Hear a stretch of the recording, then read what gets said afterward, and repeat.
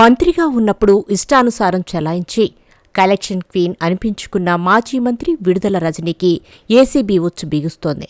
అక్రమ వసూళ్లలో ఆమెకు సహకరించిన అధికారులు కూడా కేసుల చట్టంలో చిక్కుకుంటున్నారు. స్టోన్ క్రషర్ ఓనర్లను బెదిరించి కోట్లు వసూలు చేసినట్లు రజనీ అండ్ టీంపై సదరు బాధితులు ఫిర్యాదు చేశారు. దాంతో ఆమె విచారణకు అనుమతి కోసం ఏసీబీ గవర్నర్కు లేఖ రాసింది.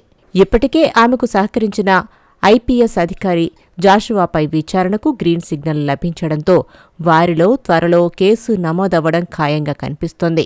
దాంతో అరెస్టుల పర్వంలో నెక్స్ట్ రజనీనే అంటున్నారు. పల్నాడు జిల్లా యడ్లపాడులోని శ్రీ లక్ష్మీ బాలాజీ స్టోన్ క్రషర్ యజమానులను బెదిరించి 2.20 కోట్లు అక్రమంగా వసూలు చేశారన్న అభియోగాలతో వైసీపీ నాయకురాలు మాజీ మంత్రి విడుదల రజనీ, ఐపీఎస్ అధికారి పల్లె జాషువాపై కేసు నమోదుకు రంగం సిద్ధమైంది. రజనీ అధికారంలో ఉన్నప్పుడు తాను ప్రాతినిధ్యం వహిస్తున్న చిలకలూరిపేట నియోజకవర్గం పరిధిలోని యడ్లపాడులోని స్టోన్ క్రషర్ ఓనర్లను 5 కోట్లు డిమాండ్ చేసి 2.20 కోట్లు ముక్కుపిండి వసూలు చేయించారట. ఈ అక్రమ వసూళ్లకు సంబంధించి ఐఏఎస్ అధికారి జాషువాపై విచారణ చేపట్టేందుకు అవినీతి నిరోధక చట్టంలోని సెక్షన్ 17A ప్రకారం ఏసీబీ తాజాగా సీఎస్ అనుమతి తీసుకుంది. విడుదల రజనీపై విచారణకు అనుమతి కోసం గవర్నర్కు లేఖ రాసింది. ప్రస్తుతం అది అక్కడ పెండింగ్లో ఉంది. 1-2 రోజుల్లో ఆమోదం లభించే అవకాశముందంటున్నారు. గవర్నర్ ఆమోదం లభించిన వెంటనే కేసు నమోదు చేయనున్నారు. శ్రీ లక్ష్మీ బాలాజీ స్టోన్ క్రషర్ యజమానులను బెదిరించి అక్రమ వసూళ్లకు పాల్పడ్డారన్న ఫిర్యాదులపై విజిలెన్స్ అండ్ ఎన్ఫోర్స్మెంట్ విచారణ జరిపి ప్రభుత్వానికి నివేదిక సమర్పించింది. 5 కోట్లు డిమాండ్ చేసి 2.20 కోట్లు వసూలు చేశారని, అందులో రజనీకి 2 కోట్లు, జాషువాకు 10 లక్షలు, రజనీ పీఏకు 10 లక్షలు చెల్లించారని విజిలెన్స్ తేల్చింది. దాని ఆధారంగా రాష్ట్ర ప్రభుత్వం ఏసీబీ విచారణకు ఆదేశించగా కేసు నమోదు కోసం అవసరమైన అనుమతులు ఏసీబీ అధికారులు తీసుకుంటున్నారు. 2020 సెప్టెంబర్ 4న అప్పటి Chilakaluripet MLA Vidadala Rajini PA Ramakrishna Sri Lakshmi Balaji stone crusher వద్దకు వెళ్లి ఎమ్మెల్యే పిలుస్తున్నారని, వెంటనే రావాలని యజమానులకు హుకుం జారీ చేశారట. అప్పటికి రజనీకి జగన్ ఇంకా మంత్రి పదవి ఇవ్వలేదు. ఎమ్మెల్యేగానే దందాలు మొదలుపెట్టిన రజనీని క్రషర్ ఓనర్లు కలవగా క్రషర్ కార్యకలాపాలు కొనసాగాలంటే తనకు 5 కోట్లు ఇవ్వాలని డిమాండ్ చేశారట. తర్వాత కొన్నాళ్లకే నాటి గుంటూరు జిల్లా రీజనల్ విజిలెన్స్ అండ్ ఎన్ఫోర్స్మెంట్ అధికారిగా ఉన్న పల్లె జాషువా క్రషర్లో తనిఖీలు చేశారు.